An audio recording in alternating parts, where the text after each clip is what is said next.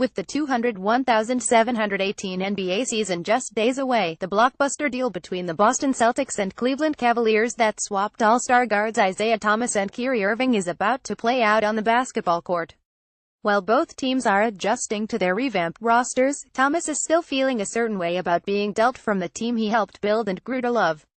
In an interview with Sports Illustrated, the 5'9" star opened up about the trade that capped off a very emotional year. "None of it makes any sense," Thomas told SI. "It still doesn't make any sense. I'm still asking what happened. It's a trade you make in NBA 2K. It's not a trade you make in real life, but real life is exactly what it isn't, with the NBA being a business." The blockbuster deal that sent Thomas, Jay Crowder, Ante Zizic and that coveted Brooklyn pick to the Cavs in exchange for Kyrie Irving was something Celtics president of basketball operations Danny Ainge felt he needed to do.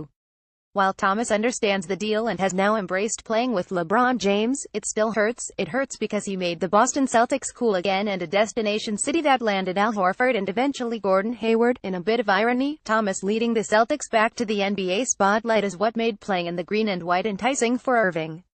Love for Boston, MA, May 15. Isaiah Thomas. Okay, some of that credit has to go to Celtics young head coach Brad Stevens, who put Thomas in position to succeed and reach his potential. In the interview, Thomas touches on Stevens' text to him following the trade and how emotional he was, although still very salty about the deal Ainge pulled off. Coach Stevens and his time in Boston are reasons his love for the city and team will not turn to complete angst. Boston is going to be all love. Thomas confessed, "I might not ever talk to Danny again. That might not happen. He'll talk to everybody else. But what he did, knowing everything I went through, you don't do that, bro. That's not right. I'm not saying F you, but every team in this situation comes out a year or two later and says, we made a mistake. That's what they'll say, too. Will it be a mistake for Boston?